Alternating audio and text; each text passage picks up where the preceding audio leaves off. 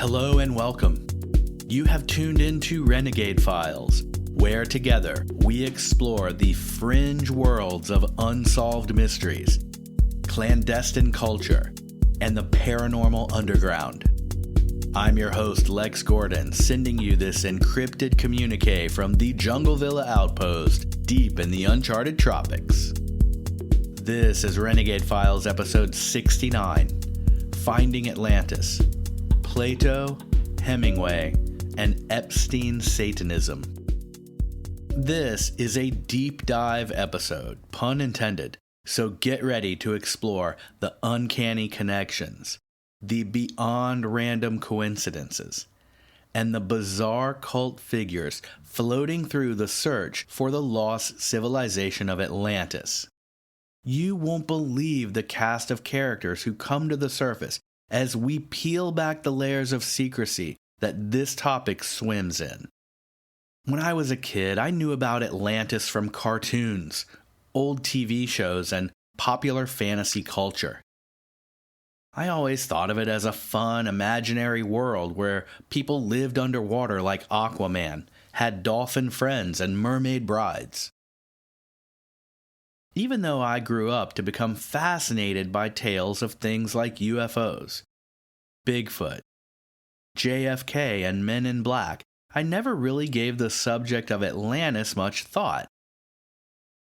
For years, even as I dug through alternative media, the lost continent only rose above the surface in a few very fringe conversations here and there, and most of those seemed to be populated by New Agers wearing purple silk, walking a foot off the ground, and only held to the sidewalk by the weight of so much turquoise and amethyst jewelry. But at some point, I was surprised to hear Atlantis show up in a serious conspiracy theory conversation, and that was in one of dark journalist Daniel List's X-Series very deep dive live streams. He's done a few on Atlantis. He was tying theosophy together with ideas of lost technology and transhumanism, and making connections between Ernest Hemingway, the Kennedys, and a section of the Caribbean where no one is allowed to do research. And I was hooked. I've been looking into it for a while now, a couple years, and as it turns out, there are some serious people who believe that Atlantis was a real place, and that it was home to a technologically advanced civilization. And as we have seen with alternatives to things like the Egyptian timelines, anytime discoveries conflict with the historical narrative carved into stone by mainstream academics, we might be treading in some deep water. On this episode of Renegade Files, we will do just that. We'll go back to the times of Plato, and we'll navigate the waters of Edgar Cayce, the sleeping prophet. We'll dive down to the Bimini Road, explore undersea locations where snorkeling could get you arrested, and tie the whole thing together with a cast of unlikely characters such as Hemingway, and even the Satanic cult involving Ghislaine Maxwell, Epstein's Island, and Cousteau? This episode is a long one, and by the end, we will be off the deep end into some of the craziest circumstances and connections I have ever come across. This gets grade A Chiquita bananas. So take a deep breath and dive deep with me as we get into the rabbit hole of finding Atlantis, Plato, Hemingway, and Epstein Satanism.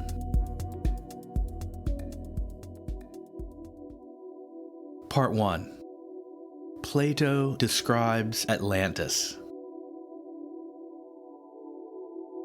Oral traditions passed along tales of a sunken kingdom for thousands of years, but the first widely read account of Atlantis comes from the famous philosopher Plato, who, in 360 BC, created two stories in the form of Socratic dialogues. These were the tales of Timaeus and Critias.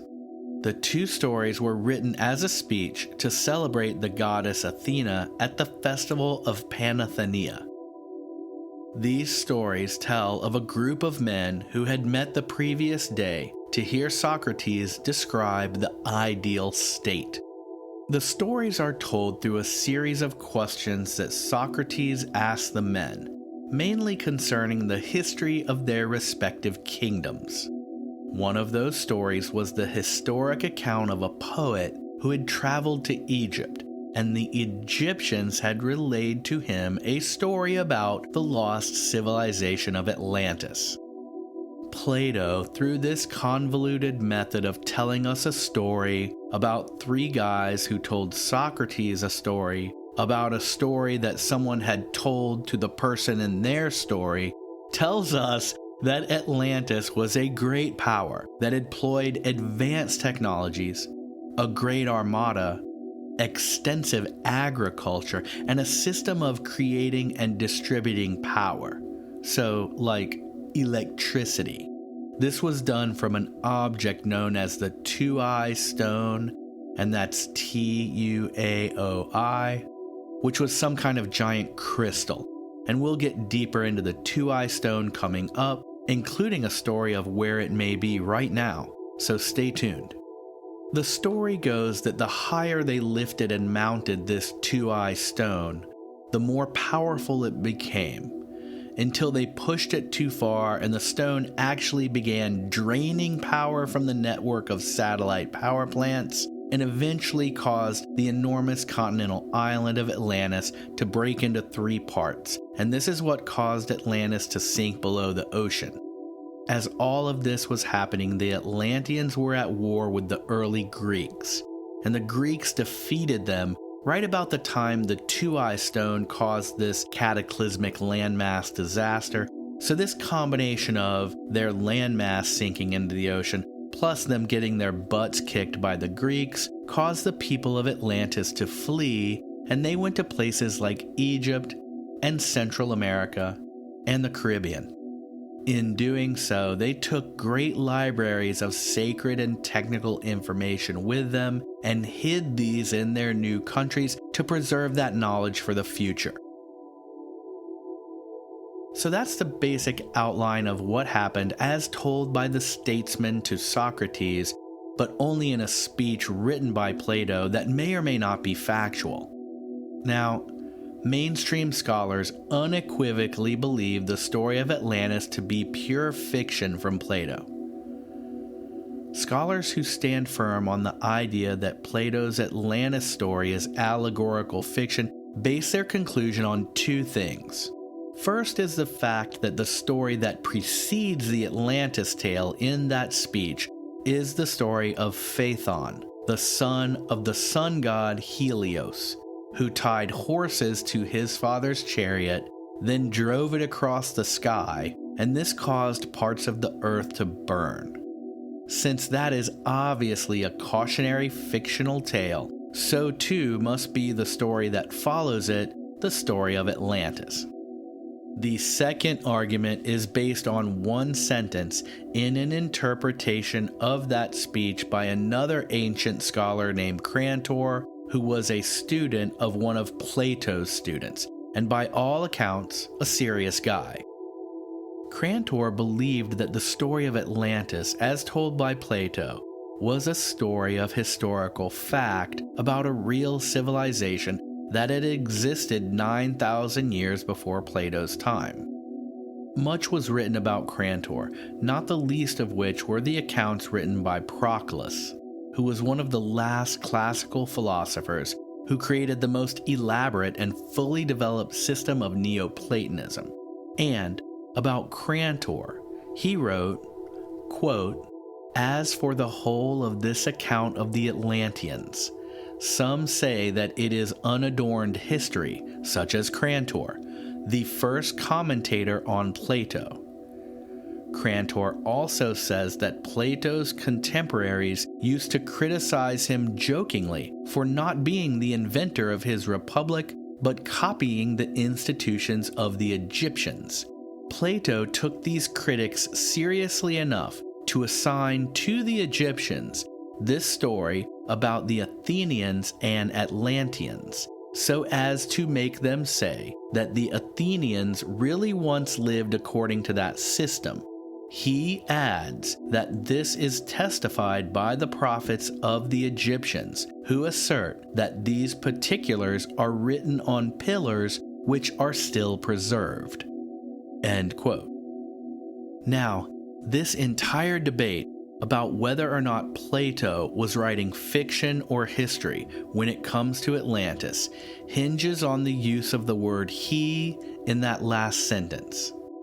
And once again, that sentence is, he adds that this is testified by the prophets of the Egyptians who assert that these particulars are written on pillars which are still preserved. Okay, if that he refers to Plato, then the stories of Atlantis are more likely to be true. But if it refers to Crantor, then this is less likely. But it's still not crystal clear either way, and this sentence is used by both believers in Atlantis and believers that the story is fiction to make each of their cases. But this is far more interesting than just that. What I mean is, it's interesting that according to Crantor, Plato would bring up the fact that the citizens of Atlantis lived according to the ideals he described as a worthy republic, and I guess the Athenians too, but they were at war with Atlantis, so anyway, that they did this thousands of years before the Egyptians, and so Plato would use this as a comeback for his critics that said he had copied his ideas from the Egyptians, right? But regardless of how we interpret that one sentence, the fact is that Crantor felt that Plato's stories of Atlantis were, as Proclus puts it, unadorned history. Also, when people would say, "Hey Plato, you copied those ideas from the Egyptians," Plato would say, "Hey bro, the guys in Atlantis were up to that same carry-on way before the Egyptians, so you better ask somebody." I'm not sure that's exactly what he said, but that's the origin story for all this. That's a concise rendition of Plato's part in telling us about Atlantis. Really no summary needed here, so this is a long one. Let's move on. Part 2. Edgar Cayce, the Sleeping Prophet. Edgar Cayce was born in 1877 in Kentucky and died at the age of 67 in 1945. I would say he was kind of an odd character. He was a lifelong Christian, and he spent much of his life trying to reconcile his clairvoyant abilities with his Christian faith. He was a Sunday school teacher and a photographer, as well as being the father of American homeopathic medicine. As a child, he reportedly saw the ghost of his deceased grandfather. He first attended church when he was 10 years old, and he became obsessed with the Bible. He read the Bible in its entirety 12 times over the course of 2 years, which is, if that's true, a heroic feat. He built a little hut in the woods near his home, and from 10 to 12 years old, he would basically go out there all day and read the Bible alone. Now, you can see how that would become a sort of a trance-inducing thing as it is, right? So at one point, he looks up and sees an angelic woman, complete with wings.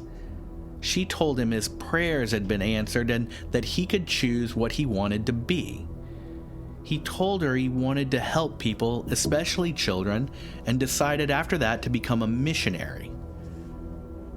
At some point when he was a young man, his father became angry when Cayce was doing poorly at spelling in school, and his father hit him in anger while the young Edgar was trying to learn his spelling words and failing miserably. So his father left the room, and this angel from the hut appeared again to Edgar Cayce, and she told him if he would just go to sleep, the angels would help him learn.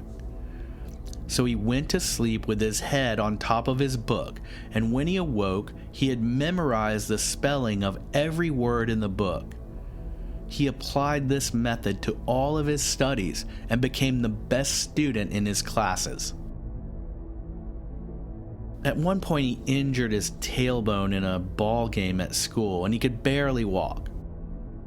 While asleep, he visualized a cure, described it to his family, and after they performed this procedure, he was fully healed.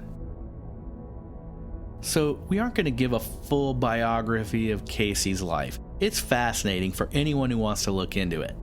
The basic story is that as the years progressed, Edgar Cayce found that he could go to sleep and visualize cures for people suffering from ailments, and more often than not, once he prescribed his suggestions, the people were healed.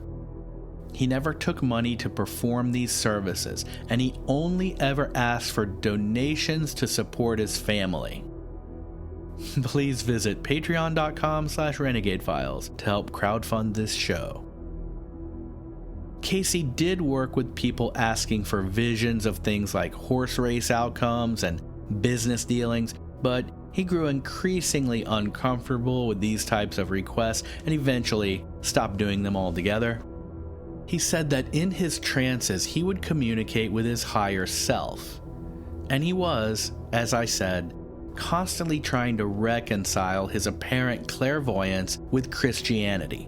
For example, one of his subjects was a man whom Cayce had described as living a previous life. The man's previous life was described in great detail by Edgar Cayce, and the man believed what had been said. But Cayce, upon exiting his trance, was shook up because Christianity has no clear belief in reincarnation, so it was little things like this that drove Cayce a bit mad. He gave hundreds of readings, and many of those in later years were focused on the subject of Atlantis. Here is just one, and I'll read from Cayce's own words, as quoted on edgarcaycenyc.com. That the continent existed is being proven as a fact. The position as the continent Atlantis occupied is that as between the Gulf of Mexico on the one hand and the Mediterranean on the other. Evidences of this lost civilization are to be found in the Pyrenees and Morocco on the one hand, British Honduras, Yucatan, and America on the other. There are some protruding portions within this that must have been at one time or another a portion of this great continent, the British West Indies or the Bahamas, and a portion of the same that may be seen in the present if the geological survey would be made in some of these, especially or notably in Bimini, and in the Gulf Stream through this vicinity, these may be even yet determined. End quote. And I'll read a bit more from that same website summary of some of Cayce's other readings. So, let's see. Where is it? Alright, right here.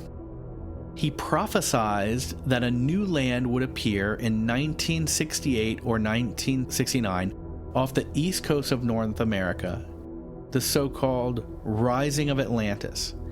And it was in fact during that time that the Bimini Road was discovered in the Atlantic Ocean. After all these years, the issue is still being debated by archaeologists and scientists, but the verdict is not out yet, so it may very well be. Edgar Cayce maintained that Atlantis was the first civilization which was technologically superior to even our own, and that its last surviving islands have disappeared somewhere in the Atlantic Ocean some 10,000 years ago.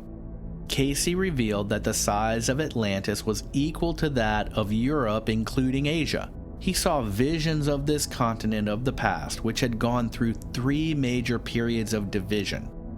The first 2 occurred around 15,600 BC, when the mainland was divided into islands. The 3 main islands of Atlantis, Poseidia, Og, and Arian. He claimed that the Atlanteans were well versed in technology that harnessed the power of the quantum world. This included the use of crystals and sound waves for healing, elevators, and connecting tunnels that operated by compressed air and steam, quartz crystal science that was used to mine gold, copper, and silver from the earth. Atlanteans were adept at the use of silicon chips at levels unrivaled in the modern world. And that's enough for now. You get the idea. And Cayce went into this subject of Atlantis in his trance channeling sessions hundreds of times. Edgar Cayce identified Bimini as one of the mountaintops of ancient Atlantis. Now, in that last passage, we see a reference to the Atlanteans using crystals, and this brings us back to the two-eye stone we mentioned briefly before.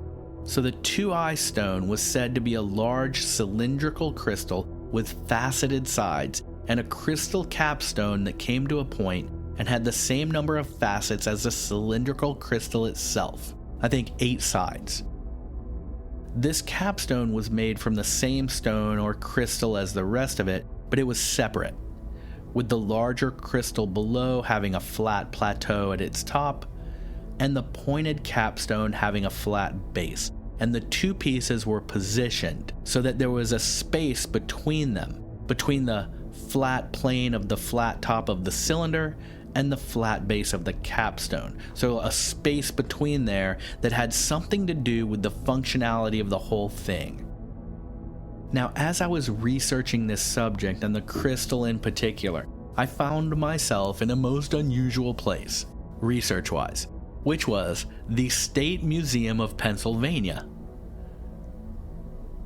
There's a weekly blog called This Week in Pennsylvania Archaeology, and for their entry on 10 December 2010, the introduction states, quote, "This week's blog is courtesy of one of our volunteers in the section of archaeology, Addison Warner. Addison has an interest in Mesoamerican archaeology and volunteered to write about Pennsylvania's connection to the Maya culture. Enjoy this short piece about the mystery surrounding this unusual object from south of the border." End quote. The introduction does also say that the museum has never been in possession of the fabled two-eye stone. But then the article goes on, and let's see what Addison Warner, the Mesoamerican archaeologist, has to say about it. And I'm not going to read this article verbatim. Rather, I'll hit the highlights and paraphrases so we can get to the interesting parts without me droning on too much. We've read a lot already in this case, so here we go. And again, this is from the blog This Week in Pennsylvania Archaeology. It has been rumored for many years that the two-eye stone, also known as the Firestone or Emblem Stone, the all-powerful Atlantean crystal, is hidden amongst the collections of the State Museum of Pennsylvania. That's very interesting. It goes on to tell us what Atlantis is, and that when the inhabitants fled, they took their culture to all points of the world. It says they took with them concepts of the pyramids, agriculture, and the wheel, and that the two-eye stone possesses the power to provide energy for daily life and to rejuvenate the human body to a younger state. It has the power to harness fusion fuel from seawater and reduce gravity on certain objects. And these are just a few of the stone's purported abilities. One can see the desire for our modern culture to locate and exploit its power. So during the final collapse of Atlantis around 10,000 BC, this blog post tells us that the inhabitants spread their culture and knowledge throughout the world. They brought with them the powerful two-eye stone to the Maya culture in what is now modern-day Guatemala and the Yucatan region of Mexico, and that's just a short jaunt right across to the western tip of Cuba. This is where the two-eye stone was said to have been rediscovered in the early 1930s. The crystal was unearthed by E.R. Johnson during excavations from 1931 to 1938 at a Mayan archaeological dig known as the Piedras Negras, which was in the northern Guatemalan lowlands. Johnson was working with the Pennsylvania State Museum, and the two-eye stone was sent to the museum in 1933. So that was 2 years into their 7-year excavation. According to the State Museum of Pennsylvania, though, no official archaeological excavations were ever conducted by the State Museum in the Mayan region. However, we do know that archaeologist Dr. John Alden Mason from the University of Pennsylvania conducted several digs in Central America in the early 1930s, and at least some of that work took place in the Mayan areas.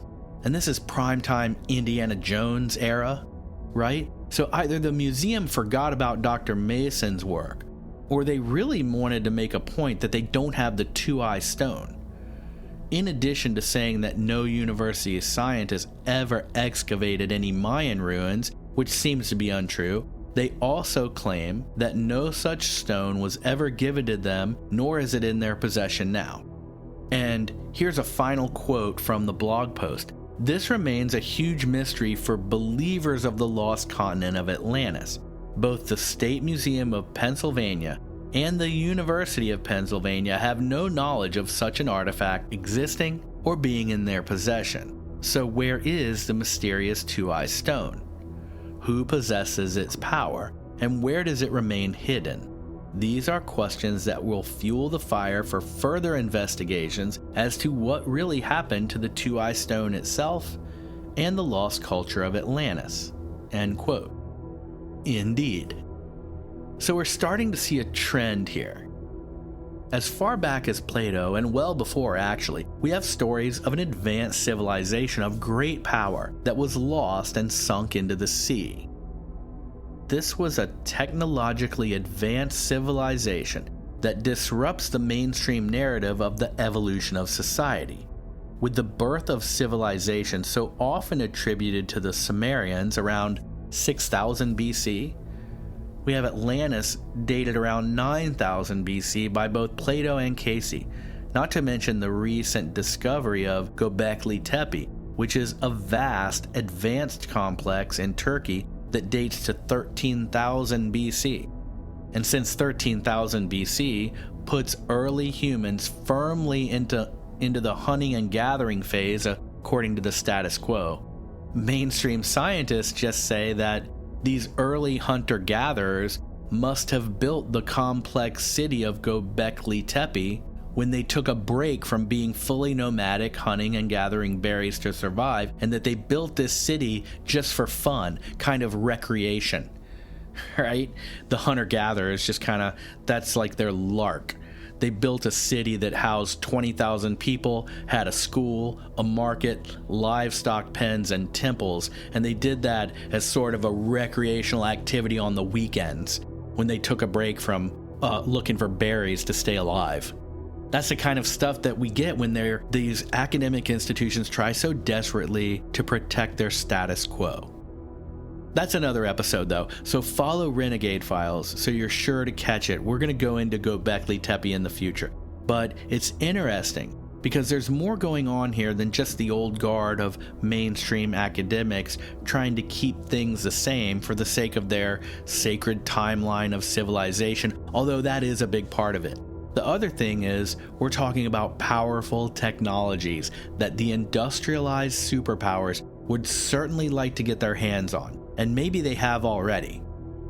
The power to provide energy for daily life, rejuvenate the body to a younger state, harness fusion from seawater, and reduce gravity on certain objects, we can start to see why the powers that be would not only be interested in getting their hands on that technology, but also wanting to keep it a secret. And that means marginalizing anyone who publicly looks into it in any kind of a serious way.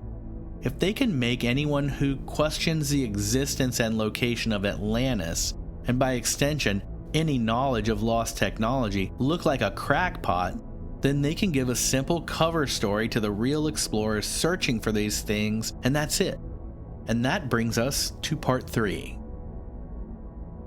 Part 3.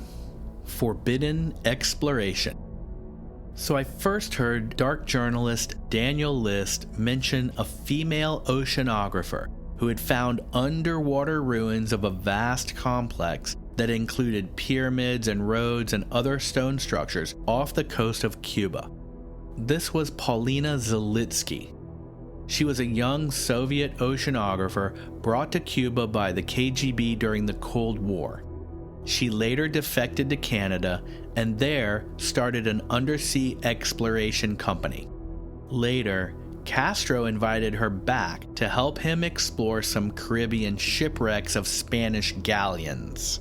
Alright, so it seems that very often, when we're talking about official communications, this term Spanish galleon is used as code for ancient undersea ruins in the Caribbean. So whether or not she was really looking for sunken treasure ships or not, in the summer of 2000, her crew discovered enormous megalithic structures off the coast of Cuba in 2,300 feet of water. She believed the ruins to be part of an ancient civilization that was on an island or a stretch of land that once joined the archipelago of Cuba with Mexico's Yucatan Peninsula. The seafloor in this area is flat sand for miles, and the objects they found stick out like a sore thumb. The pictures of those radar scans and the computer-generated images are phenomenal. We're talking about huge pyramids and big squares and buildings. It's just unbelievable. Manuel Vincent, research director of Cuba's National Museum of Natural History, admits that there is no easy explanation for the megalithic shapes found by Zalitsky's crew. The shapes on the maps look like walls, rectangles, pyramids, rather like a town viewed from the window of an airplane flying overhead.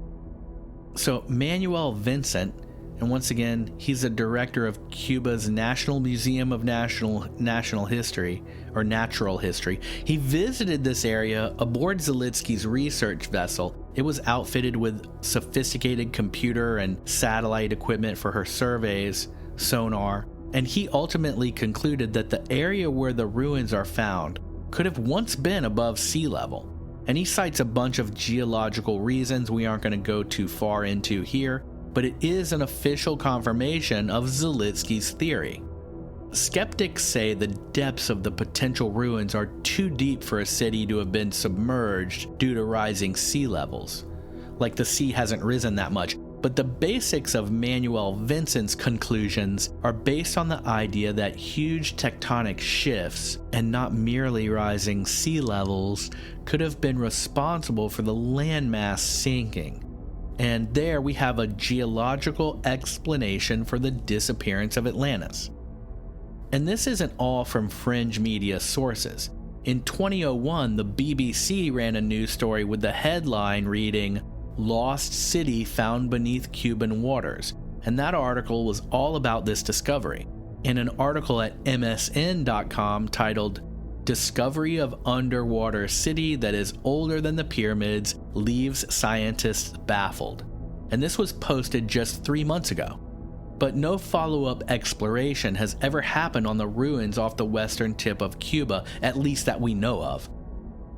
Then, in 2009, Paulina Zalitsky was arrested in Mexico without a warrant for some sketchy fraud charge based on some business investments her husband was making that his partners never fully paid off on his behalf, and lawyers for Zalitsky called the arrest, quote, "crazy." She was quickly released, and much of the undersea archaeology community cried foul, saying that her arrest was some sort of intimidation tactic to stop her from talking about the ruins she had discovered in the Caribbean. So thanks to her lawyers, Zalitsky was able to get away, and so far she's stayed one step ahead of the man. Would you like to help me stay one step ahead of the man? If you're able to, it would mean a great deal to me if you could help crowdfund Renegade Files podcast by going to patreon.com/renegadefiles or through the link in the show notes and become an RFA agent for free for a week, and then, for a small amount, less than you'd tip one server for lunch, you can help me keep making this show. You can check out our bonus episodes and deep additional content at patreon.com/renegadefiles, and I'll see you in there. Thank you. So the underwater city off Cuba isn't the only thing that has been found. There is the Andros Wall, that is a long stone underwater wall off Andros Island in the Bahamas. And we also have the discovery of the Bimini Road, also called the Bimini Wall. This is a stone structure made up of multiple large rectangular stones fitted together like bricks. It's about a half-mile long and is in 18 feet of water. It was discovered on September 2nd, 1968 by Joseph Valentine, Jacques Mayol, and Robert Angove. Jacques Mayol is the famous French freediver whom the movie The Big Blue is about. Now, we know Edgar Cayce said Atlantis would rise in 1968 off the coast of North America, and the discovery of this Bimini Road at exactly that time and location has caused many people to think this could be part of the ancient lost civilization. Now, there's been much debate about whether or not the Bimini Road is man-made or a natural formation, and the arguments center around the questions of whether or not there is more than one row of stones. So the deal is, if there are multiple layers of these huge rectangular tiles, then that indicates something man-made, and many divers have reported that they have observed exactly that. But others say that there are no second or more layers of stones, and that these rectangular stones are just naturally occurring beach rock that has eroded into these shapes. But the three guys who found it initially were positive that it was man-made. There is evidence gathered through carbon dating that the stones are 2,000 years old, which makes them far too young to have been used for a road or wall by the Atlanteans over 10,000 years ago. But carbon dating of things like stone is always debated. And then you get into that whole thing, right? How old is a rock? Or how old is a road or something made with a rock? Is it as old as the rock, or is the rock that old? It's clunky. So then we have dark journalists giving the name the Hot Zone to the areas between South America and the larger islands of the Caribbean, so Cuba, Jamaica, and all that. I don't really think he came up with the name. I think a lot of people have used that term. It's just sort of a catch-all. And the hot zone Daniel identifies also would include Bimini and the inner edges of the Bahamas, largely due to the discovery of the Bimini Road.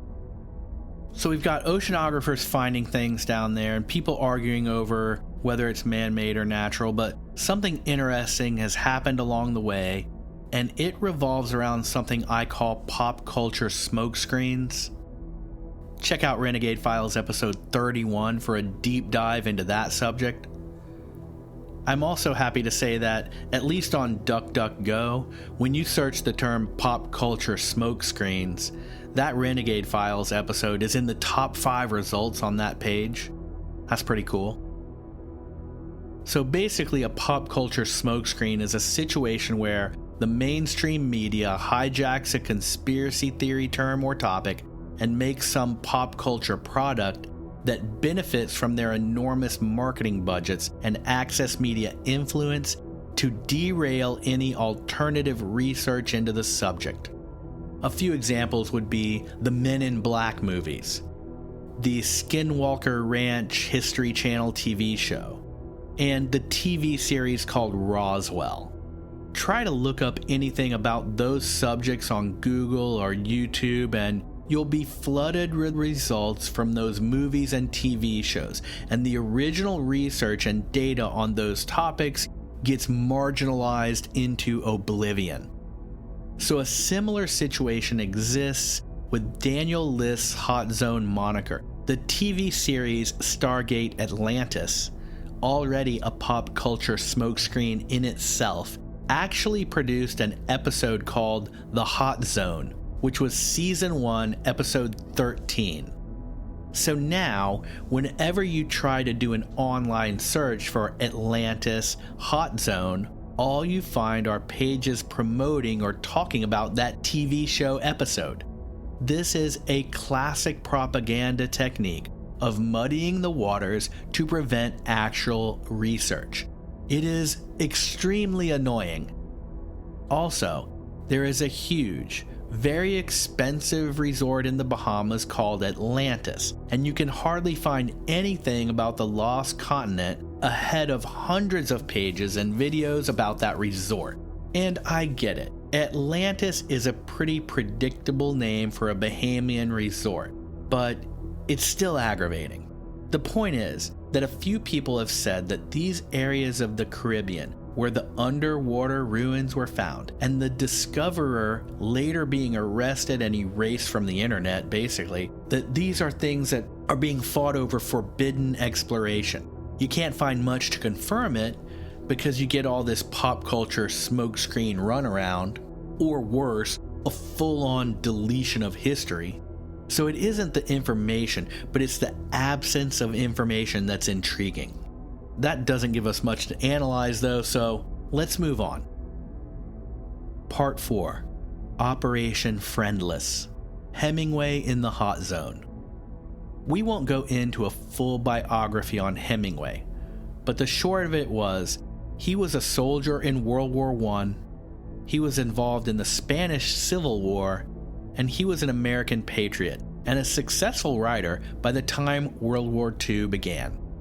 So in the midst of World War II, Hemingway was living in Cuba, and because the Axis powers of Germany, Italy, and Japan had sent spies and operatives to all points of the globe, and because Cuba was both a physical and political entry point into the United States, Hemingway was used as a counter spy on the island.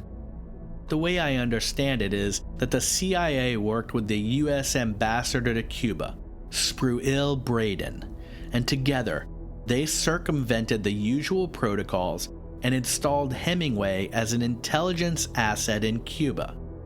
The mission was called the Crook Factory, and it was headquartered in Hemingway's guest house. So we've got the CIA working with Hemingway in Cuba.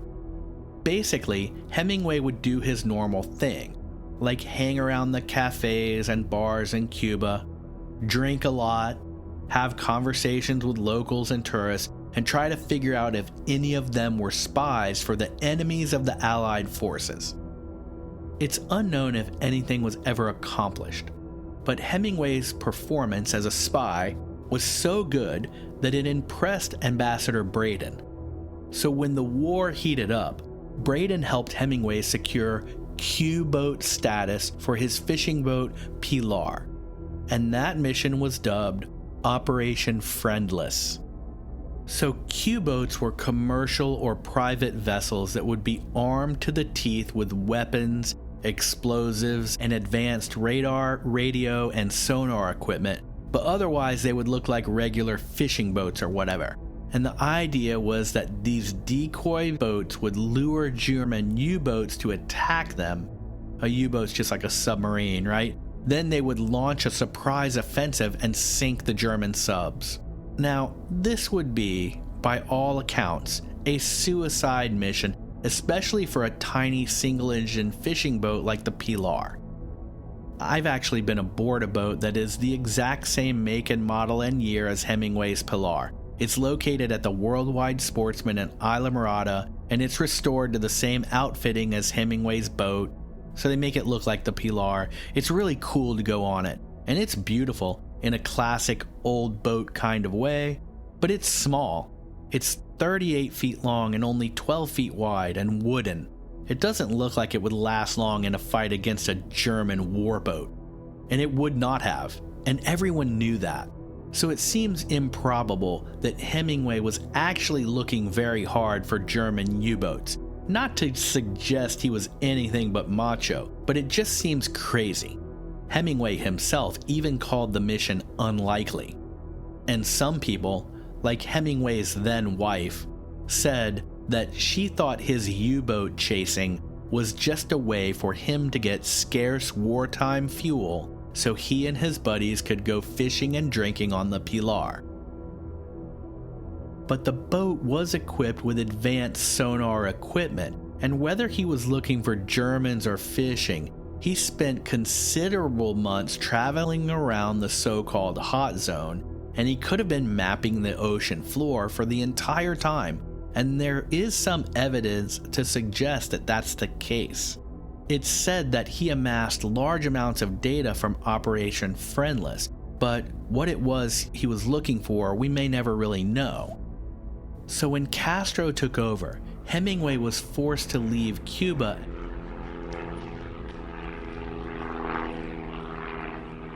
He left his large estate home, and in all of it, he left whatever data he had collected on his U-boat chasing adventures, plus many files of letters, documents, and other items.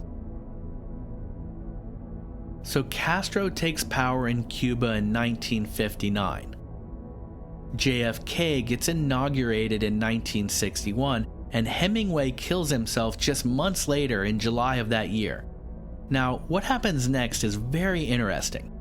JFK actually works it out with Fidel Castro to arrange for Hemingway's third wife, Mary Hemingway, to travel into Cuba and retrieve all of Hemingway's documents from their farmhouse estate there. Now remember, we had just had the disastrous Bay of Pigs failed invasion of Cuba. That was a CIA debacle, where the plan was to stage an invasion with trained Cuban exiles to retake Cuba by getting Cuban residents to join the fight once the exiles arrived there.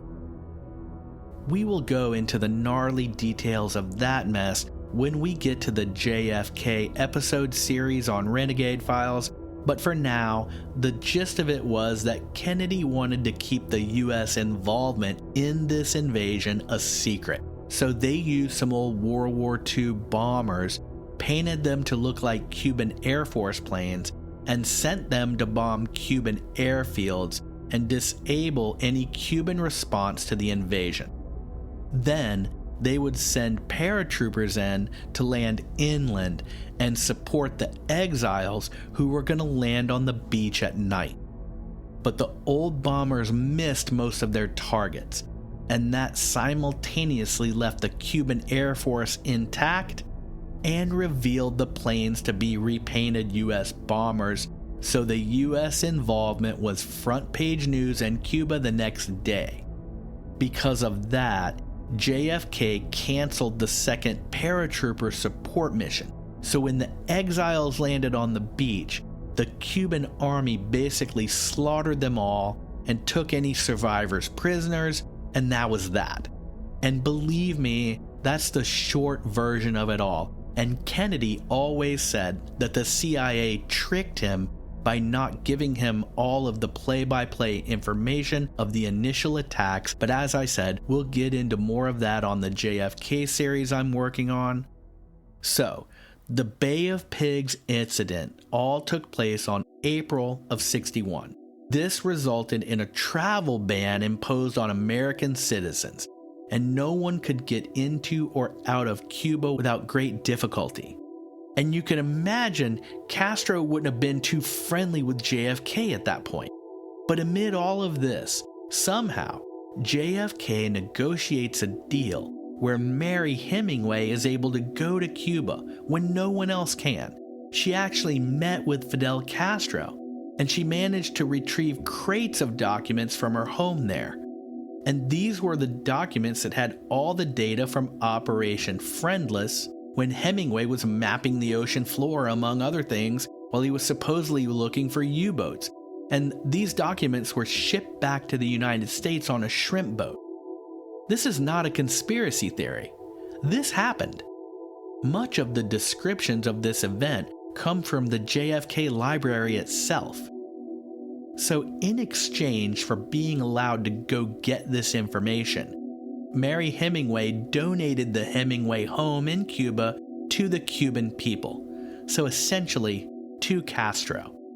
She basically brought back Hemingway's documents and paid for them with her house, and JFK organized the entire transaction right after trying to invade Cuba. It's crazy. So, what was so important that these high-level statesmen would work together to make this happen? Some suggest that while Hemingway was surveying in the waters around Cuba, that he discovered something there, and that it was important enough to cause JFK to work with Castro to get the information out. It's amazing. But that's not all. So get ready, because this gets bizarre. It seems that Ernest Hemingway wasn't the only Hemingway up to mysterious activity in the Caribbean. This is classic. So what happened was this. In 1964, so this is just a few years after Hemingway's death and the retrieval of those documents from Cuba, Hemingway's brother, Lester Hemingway, who most people just call Les, goes down to Jamaica, and on the western shore, which puts the location right in the middle of the hot zone, he goes out to a sandbar that's about 3 miles offshore. Now at that time, 3 miles offshore would have been considered international waters off of Jamaica. And at this shoal, he builds a bamboo and steel platform that's about 8 feet wide and 30 feet long. It's built on top of a ramshackle foundation of rocks, iron pipes, and it's tied down to a Ford engine block, among other things, to hold it in place. So, like a long, narrow, homemade junk raft that looks like something Gilligan would make. Okay? Then, Les Hemingway digs up an obscure law called the Guano Islands Act of 1856. The Guano Islands Act was a U.S. federal law that enabled U.S. citizens to take possession of unclaimed islands and designate them as U.S. territory if those islands contained deposits of bird guano. In other words, bird shit. Because the guano was valuable as fertilizer, and that was needed for production of food crops in the States.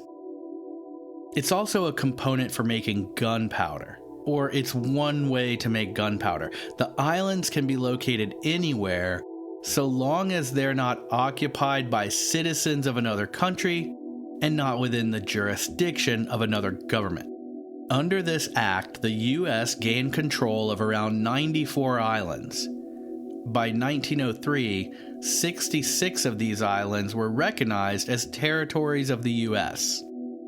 But by the 1960s, the law was virtually unknown. In fact, it has never been repealed. So if you have the inclination, you may be able to claim an abandoned island as U.S. territory if it doesn't belong to any other country, no one lives there, and there's enough bird poop on it. But this is what Les Hemingway did off the shore of Jamaica in 1964, and exactly what he did was wait until a seagull pooped on his bamboo raft.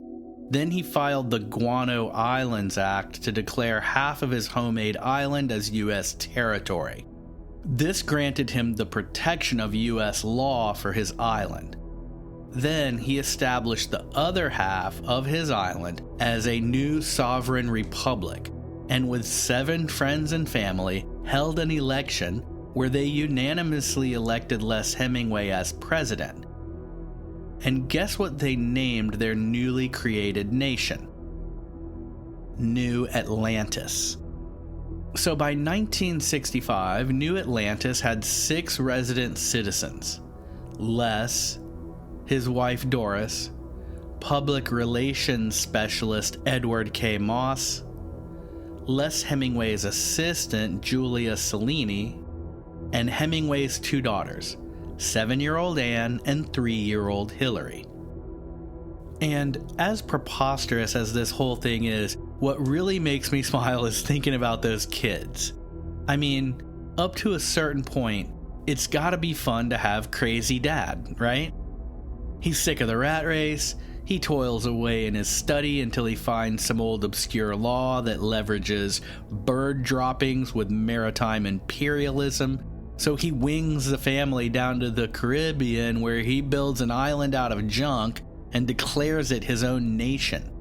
I mean, seriously, if that doesn't sound fun, I don't know what does. And the daughters are what, 7 and 3?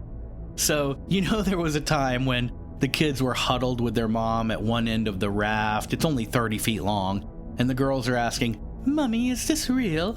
Did we really make a new country?" And Doris Hemingway is like, No, dear, Daddy is just a bit crazy." Then Lester Hemingway, 10 feet away, is like, "What was that?" And the 3 of them jump up. "Oh, nothing, Mr. President." They all salute. "All hail New Atlantis." Les Hemingway is like, very good.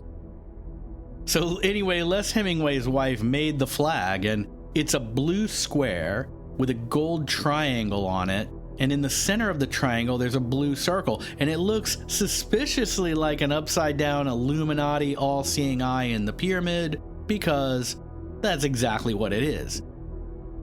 You can see a pic of the new Atlantis flag in the Dark Intel files on Patreon. Hemingway drafted a constitution, created his own currency called the Scruple, printed postage stamps honoring heroic figures, and he planned to expand the island by piling up rocks and making a larger landmass. He wrote a letter to President Lyndon Johnson and received a reply from the State Department, which addressed Lester as acting president of New Atlantis, and with this as evidence, he declared international recognition of his island nation. So, what was he really up to down there? Well, he established the International Marine Research Society. This was a research organization headquartered on New Atlantis with the aim of funding and furthering the study of marine biology. Hemingway sought to build a research aquarium in Jamaica and encourage tourism to New Atlantis to help fund his research. Now, at the time you're talking about an 8-foot by 30-foot bamboo junk raft. I don't see that being a huge tourist destination. Nor do I see it as being a very fancy headquarters for the International Marine Research Society. But, people back in those days did a lot of stuff just by declaring it and saying it. Some people think that Lester Hemingway was actually using his micronation as an outpost to search for the lost city of Atlantis. The idea being that if he were to discover the ruins, he would be in a position to claim the discovery for his own nation, rather than allowing the US to take credit for the find. It's also speculated that Hemingway would also be able to lay claim to whatever exotic technology or knowledge he found in this discovery, but whether or not he ever found anything of interest is unknown. He declared the seafloor surrounding his raft as New Atlantis territory, and set to work adding material to build up his island, but before he could finish it, a tropical storm destroyed the platform and local fishermen salvaged the remaining materials, and New Atlantis was, much like Old Atlantis, claimed by the sea. The president of New Atlantis, Les Hemingway, continued to hope to rebuild his island micronation, but it never happened. He lived as a writer for many years, writing a column in the Miami Herald focused on the sport of jai-alai, and writing a sport fishing newsletter called the Bimini Out Islands News. Les Hemingway, for the most part, lived with his family on boats and marinas and at a few houses in Miami and Coconut Grove. He was also known to hold seances, and at one such ceremony, he and his wife accidentally conjured a demon who moved a grand piano across the floor and manifested as a physical specter in the living room window.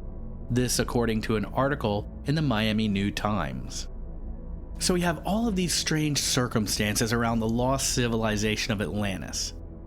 Some famous people searching for it at great lengths. And then we have this occult component coming in with the channeling of Edgar Cayce, and now the seances of Lester Hemingway. It's bizarre. And Lester and Ernest's mother, Grace Hemingway, was actually a close acquaintance of Edgar Cayce. The two exchanged letters, had regular conversations, and Cayce did readings for Grace, and there is no doubt that Lester Hemingway would have known about Cayce's predictions for finding Atlantis in the Caribbean. Ernest Hemingway would have known about this too. In fact, we know that Lester Hemingway flew in a plane over the location of the Bimini Road with J. Manson Valentine, one of the divers who had discovered the Bimini Road, and they took this flight in 1972. Then in 1980, Lester Hemingway appeared on an episode of Leonard Nimoy's iconic paranormal TV show, In Search Of, where he guided the show's crew by boat to a spot called the Healing Hole, which is a freshwater spring hidden in a mangrove swamp on North Bimini. The spring is said to have healing powers, and Lester's daughters swear that it healed both their mother's psoriasis and their father's gout, after each took but one dip into the waters there. Many believe this spring to be the fountain of youth for which Ponce de Leon searched. But in the end, even the fountain of youth couldn't save Lester Hemingway. We all know that Ernest Hemingway committed suicide, but eventually Lester Hemingway did also. Lester Hemingway killed himself in 1982 at the age of 67 after suffering from type 2 diabetes and several related surgeries, then being told both of his legs would have to be amputated. The Hemingway's father also committed suicide, as did their sister Ursula, and Ernest Hemingway's daughter Margot. So we mentioned previously this idea of a full-scale geopolitical battle over whatever these remains are in the Caribbean. Now this idea is nothing new. Hitler and the Nazis scoured the earth looking for powerful occult relics. We hear reports of things like American soldiers entering Iraqi state museums and leaving with large amounts of old manuscripts, documents, and ancient artifacts.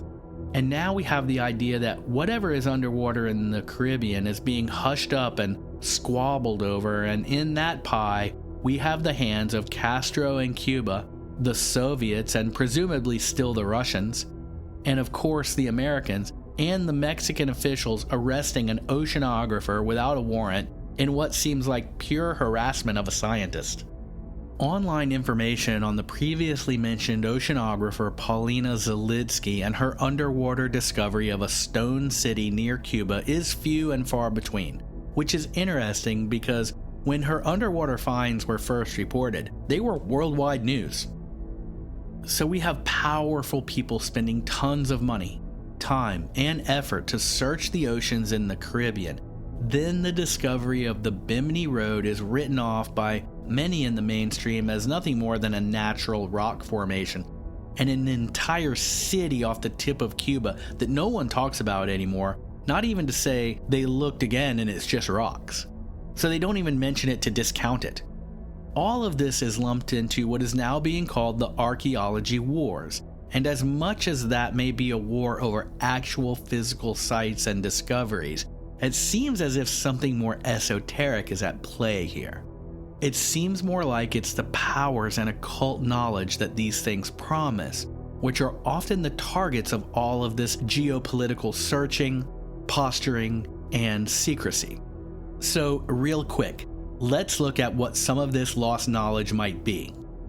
In the Encyclopedia of Unexplained Mysteries, written by Stuart Webb, out on Arcturus Publishing, we read that Atlantis is said to have existed around 9000 BC, which matches Plato's account. The empire's western borders were near present-day Mexico and Colombia, which aligns with the discoveries in the Caribbean. Plato says the land was mountainous and dominated by a giant dormant volcano that was 34 miles wide. The surrounding soil of the plains was rich from ancient volcanic ash, and the capital city was arranged in concentric circles of alternating land and water connected by causeways. The central island housed the Temple of Poseidon. Visitors in that time, Plato tells us, would have been awed by not just the city's enormous walls, but the beauty of these walls, which were covered in high-grade copper and decorated with mosaics of gleaming crystals. According to Plato, Atlantis commanded nearly 80,000 soldiers, 14,000 naval sailors, and 1,200 ships. Then we have the scholarship of U.S. Congressman Ignatius Donnelly, who lived from 1831 to 1901 and was adamant that Atlantis had truly existed. He believed Atlantis to have been destroyed by an asteroid, and he would have no doubt been familiar with the works of Rudolf Steiner, the founder of the Steiner educational movement. According to Steiner, Atlanteans were what he called a root race, so part of the early advancement of humans and civilization in general. He said that Atlanteans were able to communicate telepathically, were the first to develop the concept of good versus evil, and created the frameworks for all future ethical and legal systems. Even the beginnings of language itself were traced back to Atlantis, by famed linguist Charles Berlitz. All of these early Atlantis scholars concluded that Atlantis had developed a super science that embraced such concepts as genetic modification, electrical power, flying aircraft, and of course, submarines. So more than the statues and temples of Atlantis, what's more important to the elites, in my opinion, are things like the technology and techniques for telepathic communication, clean and possibly free energy, genetic modification, and the ability to control the masses. This concept brings us to a very unlikely remaining cast of characters in this case, and for them, we move on to the final segment here, and that is Part 5, Ghislaine Maxwell, Epstein, and the Cult of Belial. So as if this wasn't weird already, this gets really weird, so hang on. Let's go. Ghislaine Maxwell somehow survived the holding cell noose and was recently sentenced to 20 years for her part in a years-long scheme to recruit underage girls to participate in her and Jeffrey Epstein's power elite sex recreation blackmail business. It's interesting to note that none of her ruling class or celebrity elite clients have been brought to trial. But once again, that's a subject for an entire episode, so this will not be a detailed analysis of Epstein and who his customers were and all that. Now, I bet that right now you're thinking, all right, Lex, what in the world could Ghislaine Maxwell and Epstein have to do with Atlantis? Well, there are a few things going on here that came out in Ghislaine Maxwell's trial, and then we have the strange connections of her nonprofit environmental organization called the Terramar Project. The stated mission of the Terramar Project, created by Ghislaine Maxwell, was to focus on the 64% of the ocean that lies outside of any single country's jurisdiction and create a global ocean community based around the idea of shared ownership of all international waters. Terramar was dissolved after Maxwell's conviction, but in June of 2014, she spoke at an event in Washington, D.C., sponsored by the Council on Foreign Relations, titled Governing the Ocean's Commons: Growing Challenges, New Approaches. Terramar's commitment to advancing sustainable development goals was showcased by the Clinton Global Initiative. Now, when you start talking about the Council on Foreign Relations and the Clinton Global Initiative, you're talking about serious, behind-the-scenes world control. This is real dark power stuff. The organizations who actually make the big decisions, for whom the international politicians are mere pawns. And that's not just some guess by me. Look up the Council on Foreign Relations and read about who they are and what they actually do. You may already know, but there is something else happening here, and allow me to just rant through it to give you my take. First of all, we have Ghislaine Maxwell. Her father was Robert Maxwell, a member of British Parliament. He was a media mogul who lived an extravagant lifestyle, having yachts and private helicopters, and by 1989 he was in financial trouble. He had to sell off a bunch of businesses to pay for his expenses, allegedly defrauded some of his partners, embezzled millions of dollars from his own company's pension funds, and was eventually found dead floating near his yacht in 1991, having, according to Wikipedia, quote, apparently fallen overboard. Please. A billionaire who dies by just happening to fall overboard on his yacht. What was he like? Oh, I'm kind of close to the edge. Whoa, whoa, whoa! I guess I'm dead now. Bloop, bloop, bloop. So up to that point, this is Ghislaine Maxwell's father. She grows up with tremendous wealth, and she becomes the business partner of Jeffrey Epstein, for whom she recruits teenage girls to allegedly have sex with a long list of celebrities and people of power. Epstein visited the Clinton White House 17 times. Clinton flew to Epstein's Island, what was it? I think 23 times? I can't remember at the moment, and there's some argument over whether it was 15 or 25 or 23. But even if it's once, what's he doing down there?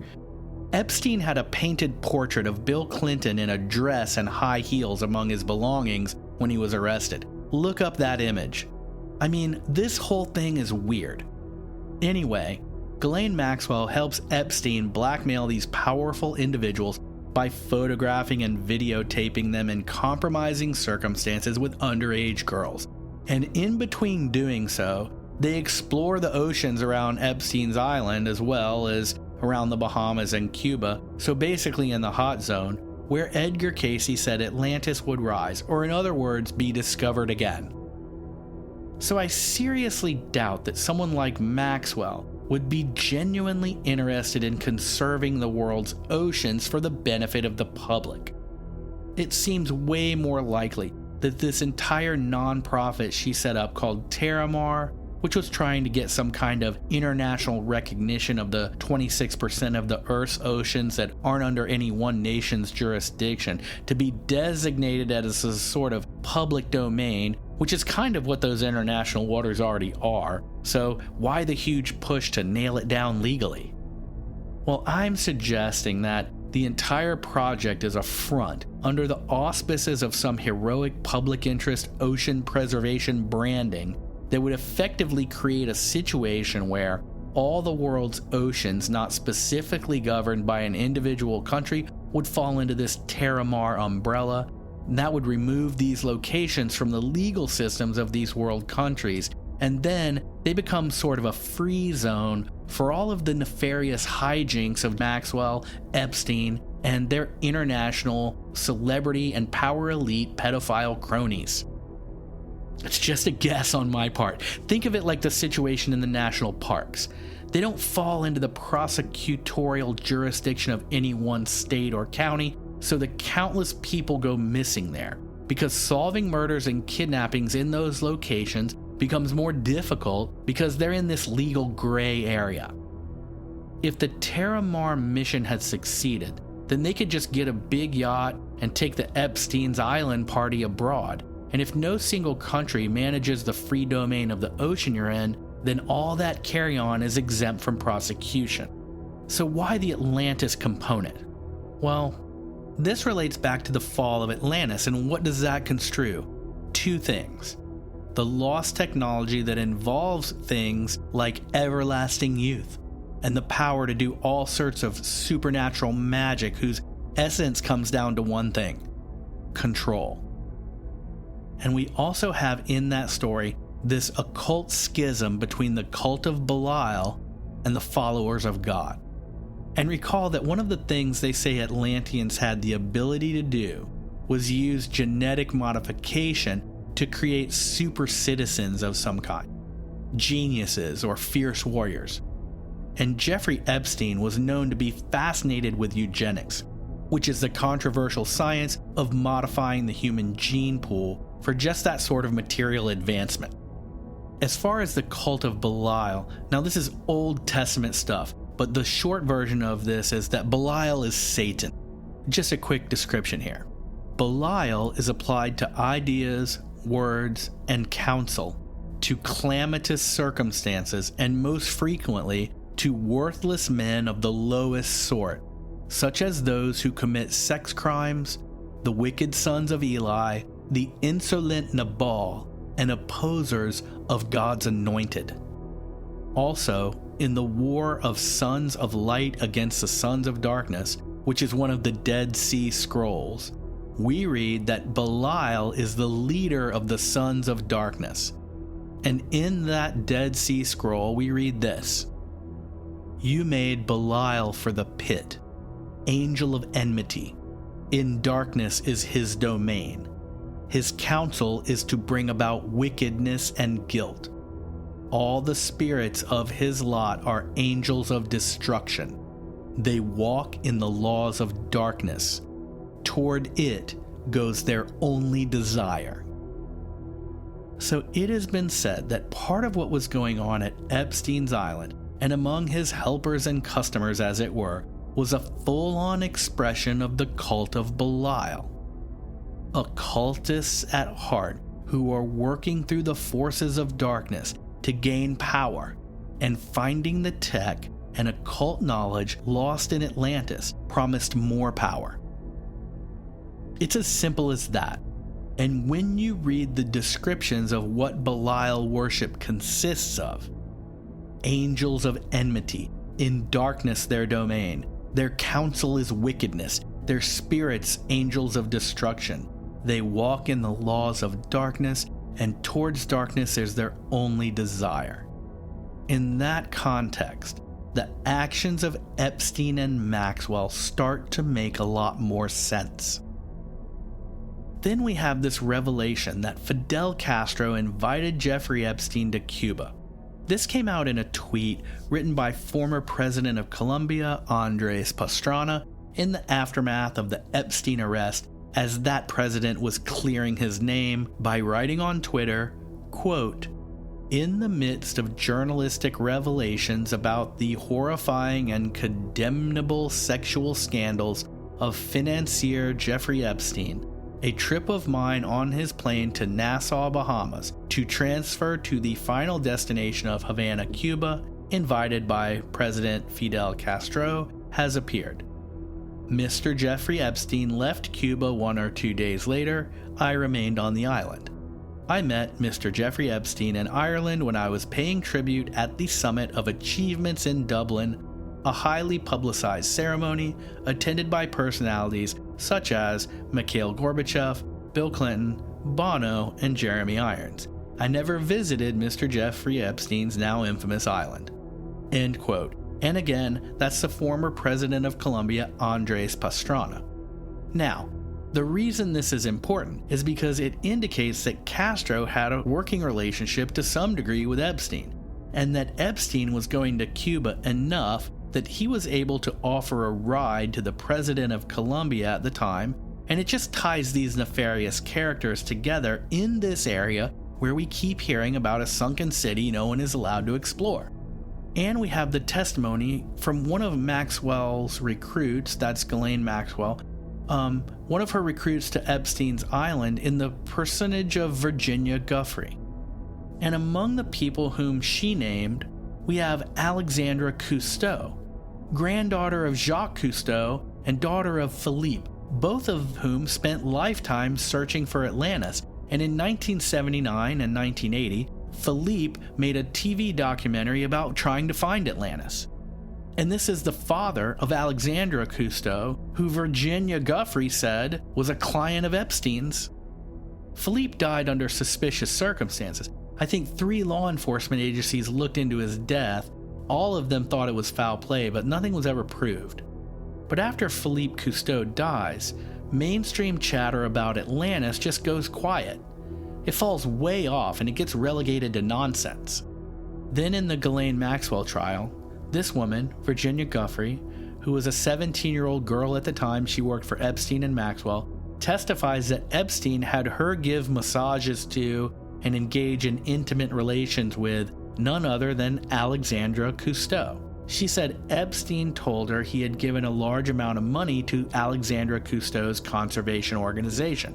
Now, Alexandra Cousteau, through her lawyers, fully denied ever meeting Virginia Guffey or taking money from Epstein, but financial records indicated otherwise, and the details Guffey gives are mundane, like she and Cousteau swam together and took walks on the beaches, and I don't know what else, but it hardly seems like stuff that someone would make up. I know that sounds naive, but if you're gonna create some story, who picks someone like Alexandra Cousteau, who's essentially unknown outside of some oceanography circles, right? It's weird. But it starts to make sense when we connect the Atlantis component and the Belial cult business with these scientists who may know something about Atlantis. Then we have Epstein outfitting a private submarine, and we have pictures of Stephen Hawking going down in it. What's he doing in the Caribbean hot zone, poking around in a sub owned by Epstein? Something important must be down there. The explorer Paulina Zalitsky said she found an entire megalithic city off the coast of Cuba. She said they could make out hieroglyphics on the stones, and a short distance away, geographically speaking, we have the Bimini Road. Then right in this general area, we have Stephen Hawking going down in a submarine owned by Jeffrey Epstein, while Jacques Cousteau's granddaughter is frolicking on the beach and rolling in the sheets with an underage Virginia Guffrey, allegedly. And what's the name of Epstein's submarine? Atlantis. And this brings us back to Maxwell. She was married to Scott Borgerson, the founder of a sort of shipping lane hedge fund company called Cargo Metrics. It invests in cargo transfer shipping, something like that. It's complex. He's also affiliated with the Council on Foreign Relations. He's designated in 2008 as a Council on Foreign Relations Fellow, whatever that entails. So when Ghislaine Maxwell is arrested, she transfers $20 million to Borgenson to keep it from being gobbled up by the trial and the lawsuits of her accusers. And we know that at some point, she bought a house in Bedford, New Hampshire for a cool $1 million in cash. And when she purchases that house, she uses a fake name. And are you ready for the alias she used? Janet Atlantis. And then her Council on Foreign Relations international tech millionaire ex-husband says in a 2013 interview with The Guardian about the security of cargo ships sailing around the Arctic Ocean, he says, quote, "It's as if the island of Atlantis, treasure intact, suddenly emerged from the depths." That's a very odd thing to say in any conversation, but it points to the thinking process of these people who, deep down, believe that something is coming. Is it a physical return to Atlantis, or is this some bid for a cult power on a spiritual level that becomes an asset in a spiritual war? This brings us to the end of this adventure, so although it's not something I do in every episode, I'm going to, as they say in the Those Conspiracy Guys podcast, get off the fence. Then I'll summarize this episode for us to wrap it all up. So, to get off the fence, do I think Atlantis is real or fiction? Based on the things I found researching this episode, I do think it was a real place. We have stories about its people, government, technology, and ancient locations. Then we find megalithic underwater ruins in these exact locations.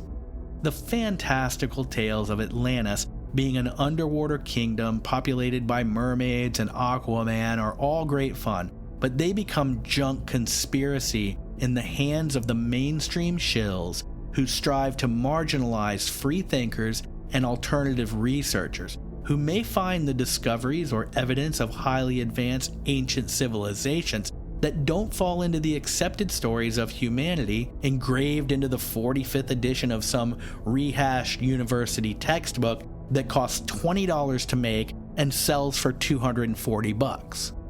I don't know. I told you this was crazy. I might be losing it. I've been down this rabbit hole for a few weeks now, and I can't make much linear sense out of it. The mystery of Atlantis has no single definitive explanation. Going through it has been really fun, though. But we're at the end of this giant episode, so let's sum it up. Plato describes Atlantis in great detail, basing his stories on even older tales passed down for centuries. He dates the kingdom at what we would call 9000 BC. We have Cuba, a geological paradise that's a political quagmire being fought over since the Cold War and basically left out of the international picture in many ways, as a vivid and undisputed failure of communism. They still drive 57 Chevys there, because that's the last time they could import a car. The place is falling apart, with paint peeling off every wall, except in the halls of leadership, which gleam in marble and gold leaf. The psychic Edgar Cayce predicts we will find Atlantis near Bimini because it existed between the Caribbean and South America X thousands of years ago, and exactly when he predicted, we find the Bimini Road. Edgar Cayce is good friends with Ernest Hemingway's mother, and Ernest grows up to use his wooden fishing boat to ostensibly search for German U-boats in World War II, and along the way, he uses advanced equipment to scour the oceans around Cuba. Whatever he found, he stores in his house in Cuba, and when Castro takes over, John F. Kennedy himself arranges for Hemingway's wife to go back to Cuba, actually meet with Castro, and she trades her house there for whatever information Hemingway had found on his explorations. Hemingway's brother establishes a micronation in the same area and calls it New Atlantis. Then a scientist a few miles away finds pyramids and an entire city underwater right next to Cuba. She gets arrested for nothing in Mexico, and no one ever goes back to look further into whatever it was she found. If we trace it back to a time when it could have been on dry land, we arrive at a date of 9000 BC, which is exactly the date Plato gives for Atlantis. Then in the middle of it all, we have a Belial satanic cult that worships darkness, wickedness, eugenics, and Atlantis, while engaging in the underage prostitution blackmail of celebrities, politicians, and oceanographers, and sets out to make international waters a worldwide community of do-gooders for the sake of securing the public domain rights of the world's citizens when they're at sea. What? And the surviving culprit of that affair, Ghislaine Maxwell, who goes by the alias Janet Atlantis, helps Jeffrey Epstein to blackmail Jacques Cousteau's granddaughter, while taking Stephen Hawking down in a private submarine owned by Epstein, the submarine named the Atlantis. I mean, I don't have any more of an understanding of what's going on here than you, but you have to admit, whatever it is, and here I'll leave you with one last pun, this whole Atlantis thing is fishy. Thank you sincerely for investigating Atlantis with me. Subscribe or follow Renegade Files now so together we can meet here again soon to explore the deepest conspiracy theories, the craziest unsolved mysteries, and the creepiest paranormal events. Help me keep Renegade Files afloat while getting bonus episodes and connecting with me and other RFA agents at patreon.com/renegadefiles, where you can check it out totally free for a whole week. Thanks to the agents there already. And I'll see you there when you join us, and together we can take Renegade Files to the next level. Click on the link to Patreon in the show notes, or find it at therenegadefiles.com. I am glad to have you in the Renegade Files crew. I'm your host, Lex Gordon. Stay wild, reggae child.